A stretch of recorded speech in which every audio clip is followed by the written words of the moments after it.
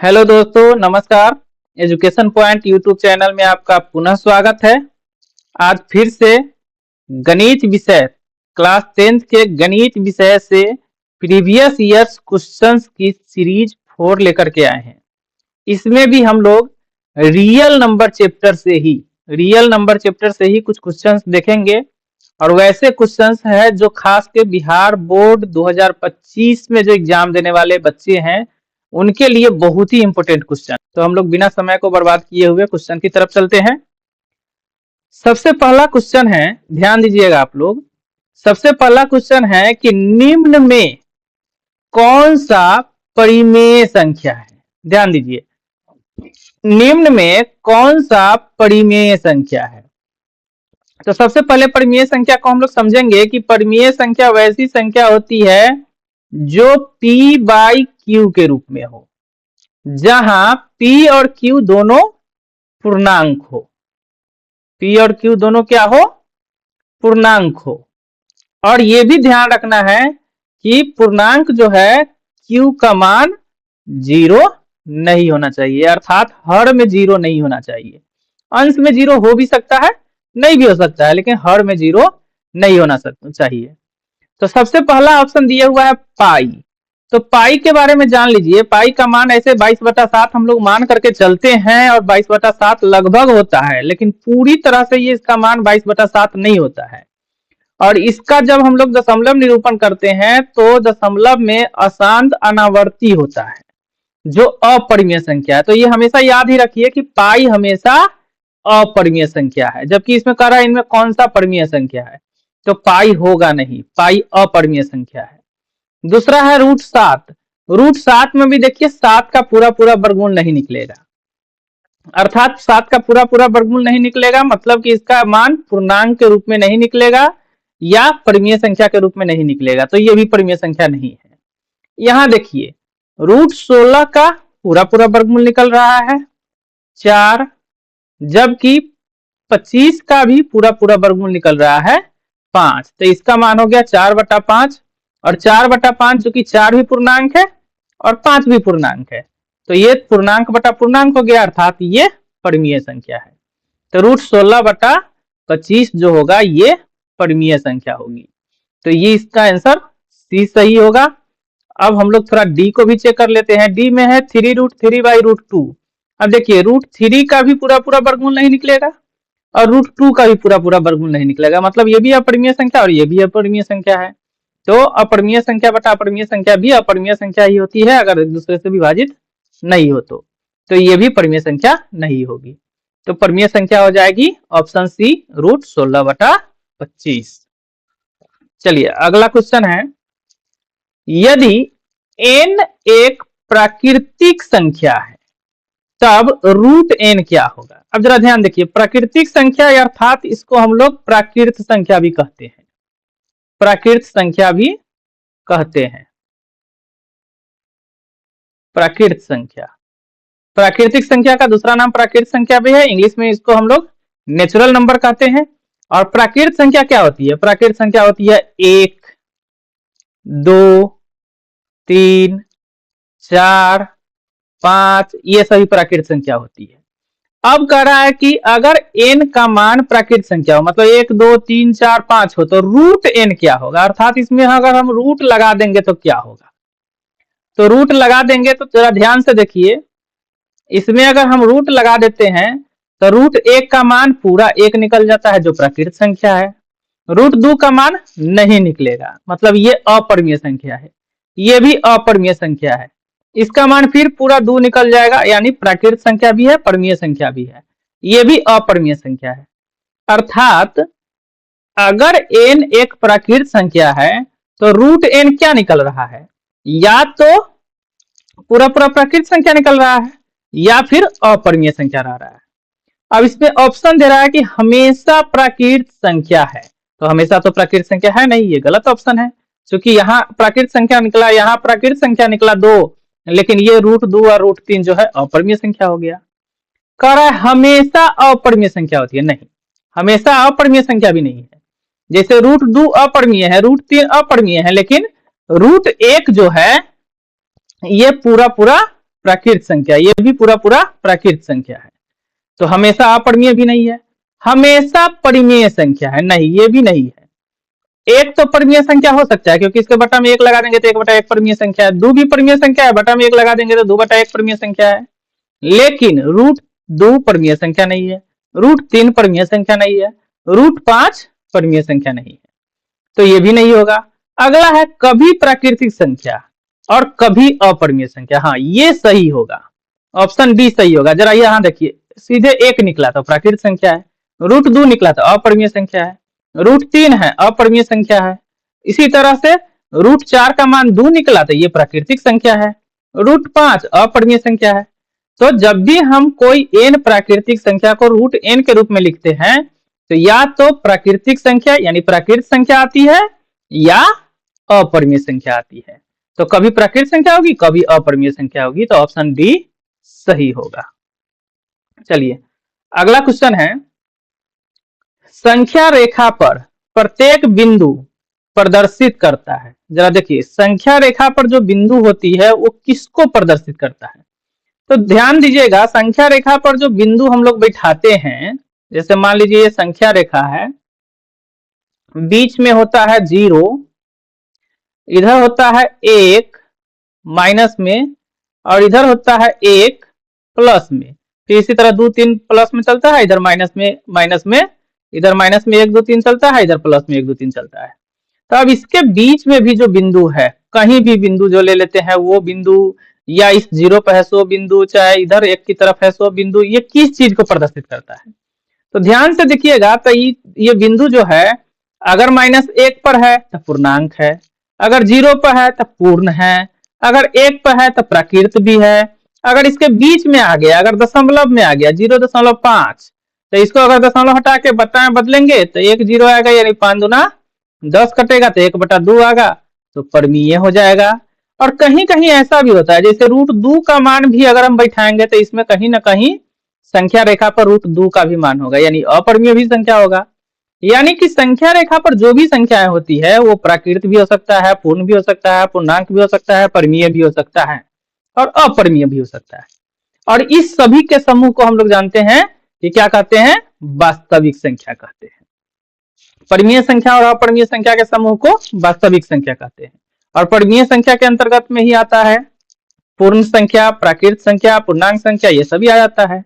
तो संख्या रेखा पर जो प्रत्येक बिंदु होती है वो एक वास्तविक संख्या को प्रदर्शित करती है। केवल प्राकृतिक हो नहीं सकता है, केवल परिमेय हो नहीं सकता है, केवल अपरिमेय हो नहीं सकता, ये सभी होते हैं और सभी को हम एक साथ वास्तविक संख्या नाम देते हैं, यानी रियल नंबर। तो किसी भी संख्या रेखा पर जो बिंदु, कोई भी बिंदु हो सकता है, वो एक वास्तविक संख्या को निरूपित करता है। चलिए अगला क्वेश्चन है 23.43 और इसके ऊपर रेकरिंग दिया हुआ है। 23.43 के ऊपर रेकरिंग है को P/Q के रूप में, जहां P एवं Q पूर्णांक है और Q = 0 हो को प्रकट किया जा सके, मतलब किस रूप में इसको P/Q के रूप में लिख सकते हैं? तो इसके लिए एक फॉर्मूला होता है, आप लोग याद रखिएगा कि जब भी अशांत आवर्ती हो, मतलब कि यहां जरा देखिए 23.43 इसके ऊपर रेकरिंग है। रेकरिंग का मतलब हो गया कि ये 4 3 4 3 4 3 4 3 रिपीट कर रहा है और ये कभी नहीं कटेगा। मतलब ये एक ऐसी परिमेय संख्या है जिसका दशमलव निरूपण अशांत आवर्ती है।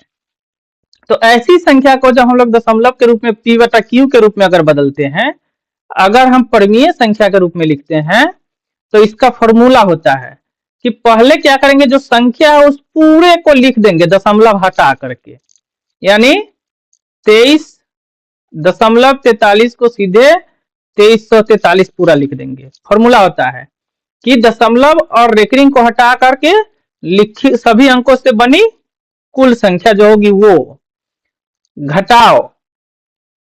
घटाओ करके वैसी संख्या लिखेंगे जिस पर रेकरिंग नहीं हो, मतलब इस रेकरिंग वाले को छोड़कर शेष बची संख्या। तो रेकरिंग 4 और 3 पर है तो 4 3 को छोड़ देंगे तो शेष बच रहा है 23, तो यहां लिखा आएगा 23 बटा 10 के पावर 10 के पावर वैसी संख्या लिखेंगे जितनी अंक दशमलव के बाद होगा। दशमलव के बाद गिनेंगे क्या अंक है, तो दशमलव के बाद 1 2, चाहे उस पर एक रिंग रहे या ना रहे, दशमलव के बाद कुल अंकों की संख्या गिनेंगे। तो दशमलव के बाद कुल अंक है 1 2, तो यहाँ 10 के पावर लिखा जाएगा 2। घटाओ 10 के पावर, यहां देखेंगे फिर दशमलव के बाद कुल कितने अंक है जिस पर रेकरिंग नहीं होना चाहिए। जैसे ये रेकरिंग जो दिया है वो नहीं रहना चाहिए। तो दशमलव के बाद 2 अंक है 4 और 3, और दोनों पर रेकरिंग है। बिना रेकरिंग वाला कोई है ही नहीं, मतलब एक भी अंक नहीं है बिना रेकरिंग वाला। तो जब एक भी अंक नहीं है बिना रेकरिंग वाला तो वो हो गया 0, तो यहां हम लिख देंगे 0। यही सूत्र होता है।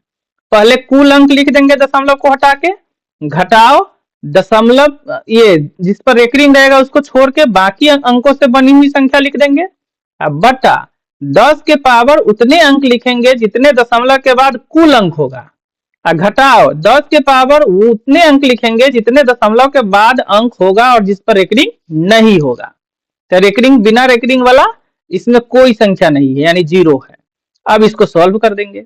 सॉल्व करेंगे तो 2343 में से 23 घटाएंगे तो ये आ जाएगा 2320 बटा 10 के पावर 2, मतलब 10 गुने 10 यानी 100 होता है।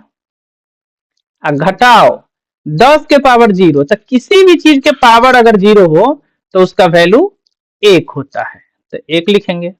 अब इसको सॉल्व करेंगे तो ये हो गया 2320 बटा 100 में से गया 99। तो 2320 बटा 99 कहाँ ऑप्शन दिया हुआ है, ऑप्शन ए में दिया हुआ है, तो यही सही हो जाएगा। तो ऑप्शन ए इसका सही होगा 2320 बटा 99।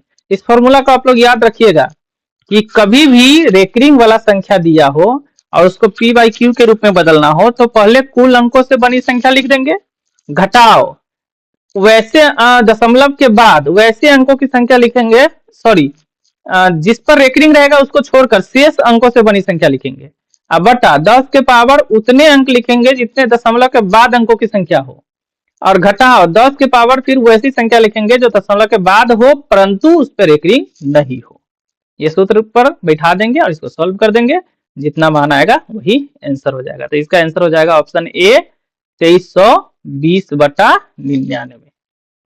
चलिए अगला क्वेश्चन है, निम्न में कौन अपरिमेय है। इसमें अपरिमेय नहीं है, यही सब क्वेश्चन कंफ्यूज करता है। परीक्षा में जल्दीबाजी में बच्चा पढ़ लेता है कि निम्न में से कौन अपरिमेय है, नहीं पर ध्यान देना है। नहीं वाला क्वेश्चन 1-2 क्वेश्चन जरूर रहेगा, हर साल एग्जाम में 1-2 क्वेश्चन नहीं वाला जरूर रहता है। तो इसमें कह रहा है अपरिमेय नहीं है, तो अपरिमेय नहीं है मतलब परिमेय है। तो पहला देखिए, पहला है √10, और √10 को तोड़ेंगे तो 2 गुने 5 टूटेगा, अर्थात इसमें से कोई भी वर्गमूल के रूप में पूरा पूरा नहीं निकलेगा, यानी ये अपरिमेय संख्या है। √24 को तोड़ेंगे तो ये टूटेगा √2 गुने 2 गुने 2 गुने 3।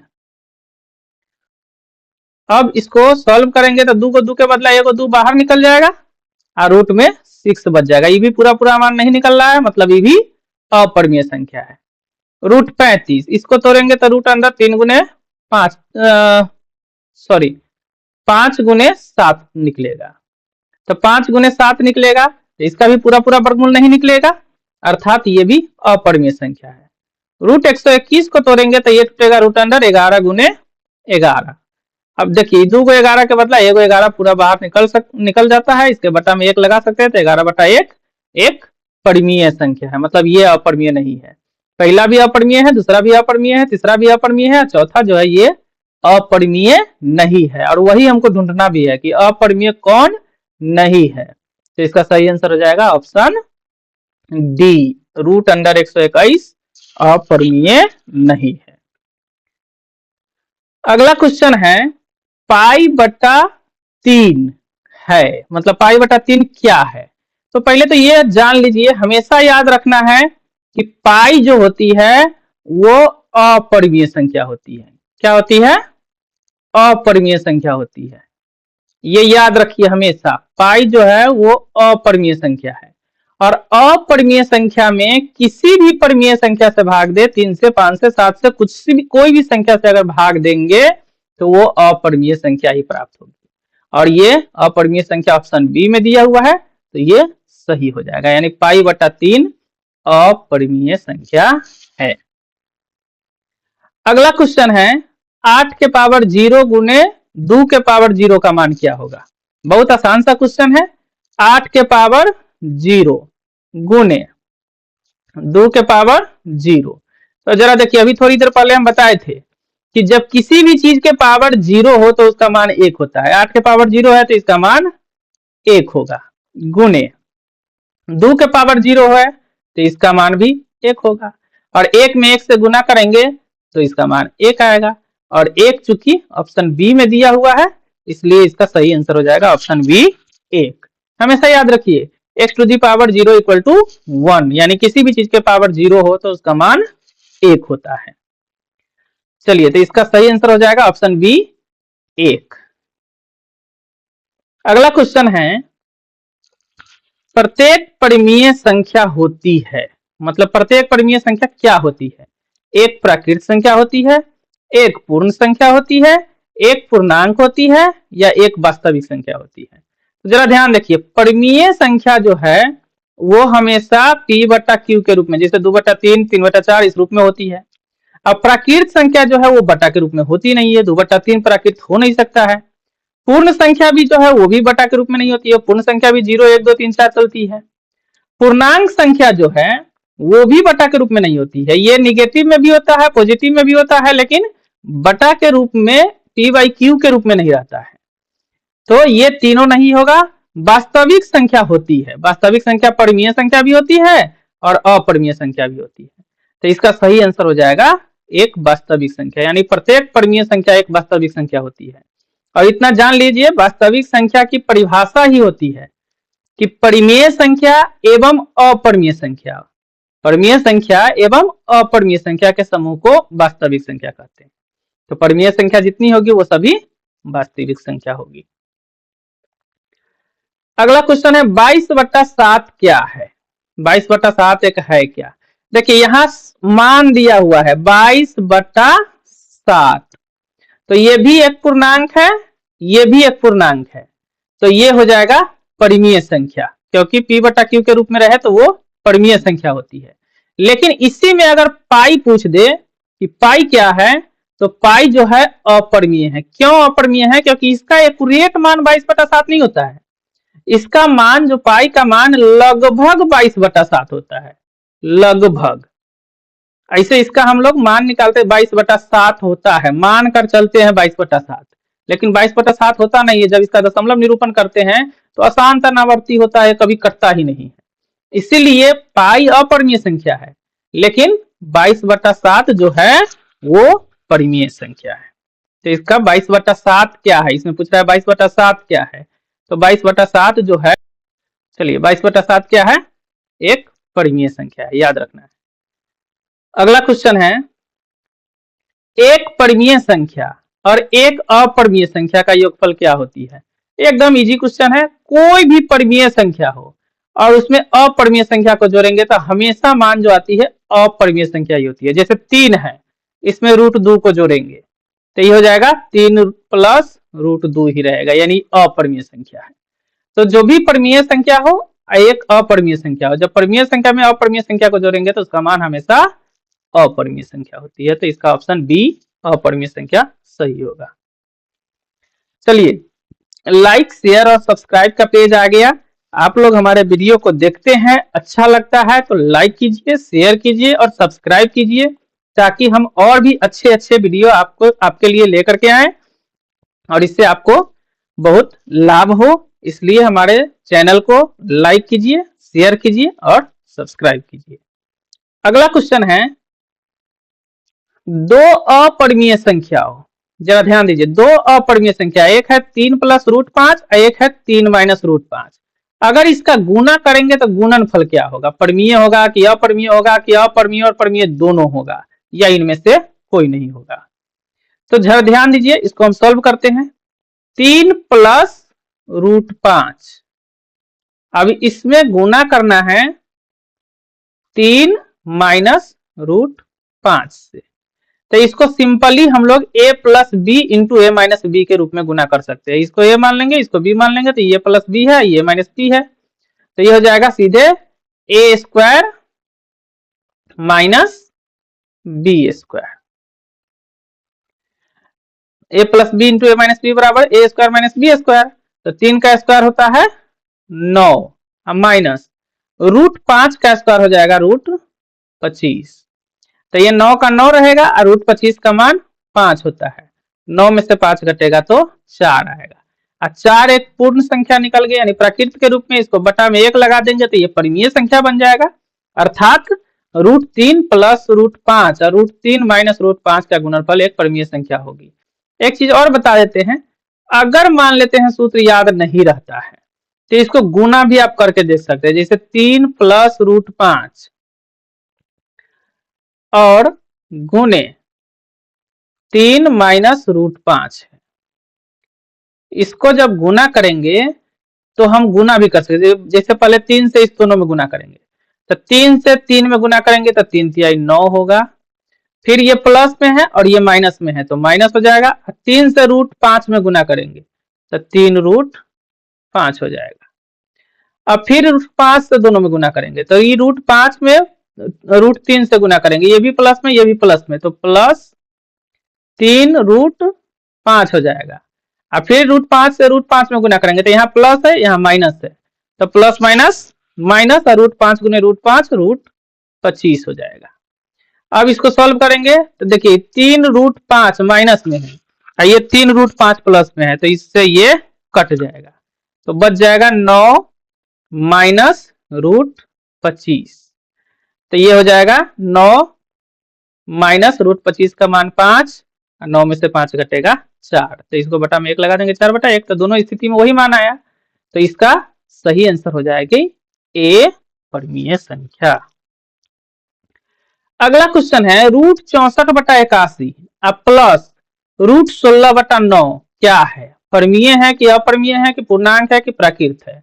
जरा ध्यान दीजिए, यहाँ है रूट 64 बटा 81 अब प्लस रूट 16 बटा 9।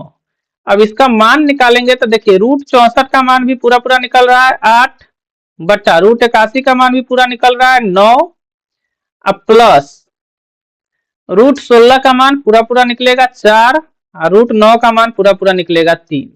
अब देखिए ये भी परिमेय संख्या, अब ये भी परिमेय संख्या, यानी दोनों परिमेय संख्या है, और दोनों को जोड़ेंगे तो परिमेय संख्या, दो परिमेय संख्याओं का योगफल हमेशा परिमेय संख्या होती है। तो इसका सही आंसर हो जाएगा ऑप्शन ए परिमेय संख्या। क्योंकि जोड़ के इसका मान नहीं निकालना है, इसमें सिर्फ ये पूछ रहा है कि परिमेय संख्या हो कि अपरिमेय संख्या। तो जैसे ही दोनों का हम वैल्यू निकाले हैं तो ये परिमेय संख्या के रूप में आ गया, तो अब इसको जोड़ेंगे भी तो परिमेय संख्या होगी, तो सीधे ऑप्शन में देखेंगे और परिमेय संख्या ए है, ए में टिक लगा देंगे। अपरिमेय होगा नहीं, केवल पूर्णांक भी नहीं हो सकता है क्योंकि ये पूरा पूरा मान निकल नहीं रहा है। प्राकृत तो होगा नहीं, 8 बटा 9 प्राकृत हो नहीं सकता है, 4 बटा 3 प्राकृत हो नहीं सकता है, इसीलिए इसका सही आंसर हो जाएगा ऑप्शन ए परिमेय संख्या। अगला क्वेश्चन है रूट 10 गुने रूट 15 क्या है? परिमेय है कि अपरिमेय है कि पूर्णांक है कि प्राकृत है? चलिए इसको सॉल्व करके हाल से देख लेंगे। रूट 10 गुने रूट 15 एक साथ दोनों को गुना भी कर लेंगे चाहे अलग अलग भी तोड़ लेंगे। रूट 10 को तोड़ेंगे तो ये टूटेगा 2 गुने 5, गुने रूट 15 को तोड़ेंगे तो ये टूटेगा 3 गुने 5। अब टोटल को एक साथ गुना करेंगे तो एक साथ रूट में आ जाएगा 2 गुने 5 गुने 3 गुने 5। इसको हम सीरियली ऐसे भी लिख सकते हैं 2 गुने 3 गुने 5 गुने 5। अब जरा देखिए ये 2 5 के बदले 1 5 बाहर आ जाएगा और रूट में बच जाएगा 2 तिहाई 6, और 6 का पूरा पूरा वर्गमूल निकल नहीं रहा है, तो यह अपरिमेय संख्या है।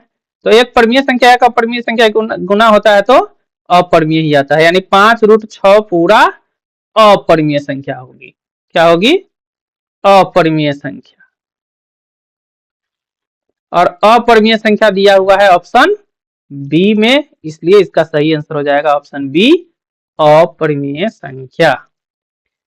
चलिए अगला क्वेश्चन है 2.13311131113 डॉट डॉट डॉट। मतलब है कि ये हो गया अशांत अनावर्ती। अनावर्ती का मतलब क्या होता है, आवर्ती का मतलब क्या होता है, थोड़ा समझ लीजिए। जब भी तीन, जैसे यहां दे दिया हुआ है 2 दशमलव, देखिए 2.13 दिया हुआ है, ध्यान से देखिए यहां दिया हुआ है 2.13। अगर यही 1 3 अगर रिपीट करता तो इसको हम लोग कहते हैं आवर्ती। क्या कहते हैं, आवर्ती, अशांत आवर्ती। लेकिन यहाँ कोई नियम से नहीं बढ़ रहा है। 1 3 के बाद 2 गो 1 आ गया, 1 3 है, फिर 3 गो 1 आ गया, 1 3 है, फिर 4 गो 1 आ गया। मतलब एक रिपीटेशन नहीं होता है, जैसे 2 का रिपीट होता है या 3 3 को, जैसे 1 3 1 आ गया तो फिर 1 3 1 होता तो फिर 1 3 1 आना चाहिए, ऐसा भी नहीं है। तो इसको हम लोग कहते हैं अशांत अनावर्ती। जैसे 2.13 1 1 3 1 1 1 3, तो इस तरह का जो होता है इसको अनावर्ती कहते हैं, अनावर्ती। तो अशांत अनावर्ती दशमलव निरूपण जो होता है ये अपरिमेय संख्या का होता है, अपरिमेय संख्या का होता है। और अशांत आवर्ती दशमलव निरूपण ये परिमेय संख्या का होता है, परिमेय संख्या का होता है। तो यहाँ अशांत अनावर्ती है और अशांत अनावर्ती है ये, तो इसका जो ये दशमलव निरूपण अशांत अनावर्ती दिया हुआ है, तो इसका जब हम भिन्न ये बटा के रूप में निकालेंगे तो या वैल्यू निकालेंगे तो हमेशा एक अपरिमेय संख्या निकलेगा। इसका सही मान अपरिमेय संख्या, मतलब ये अपरिमेय संख्या ही है लेकिन दशमलव के रूप में दिया हुआ है। तो पूछ देगा इस तरह का क्वेश्चन। एक क्वेश्चन निश्चित आता है हर साल, 0.13 है, कहीं कहीं जगह 0.12 1 इस तरह दे देगा, या 0 दशमलव से पहले कुछ रहेगा, उसके बाद 0 1 0 0 1 0 0 0 1 ऐसा दे देगा। तो इस तरह की संख्या देखिए कि तुरंत टिक लगा देना है अपरिमेय संख्या में। अगला क्वेश्चन है एक परिमेय संख्या जो अशून्य हो, अशून्य मतलब शून्य नहीं हो, और एक अपरिमेय संख्या का गुणनफल कैसी संख्या होगी। तो एक परिमेय और एक अपरिमेय को गुना करने पर हमेशा अपरिमेय संख्या आती है। कब, जब वो शून्य नहीं हो। जैसे अगर 0 के साथ गुना करेंगे तो 0 हो जाएगा, तो वो परिमेय हो जाएगा। जैसे शून्य नहीं है, जैसे एक 3 है, एक अपरिमेय संख्या √2 है, अब दोनों को गुना कीजिए, ये परिमेय है ये अपरिमेय है, दोनों को गुना करेंगे तो 3√2 आएगा, और ये है परिमेय संख्या। तो हमेशा एक परिमेय संख्या और अपरिमेय संख्या का गुणनफल हमेशा एक अपरिमेय संख्या ही होती है, और अपरिमेय संख्या ऑप्शन बी में दिया हुआ है, इसलिए इसका सही आंसर हो जाएगा ऑप्शन बी, अपरिमेय संख्या।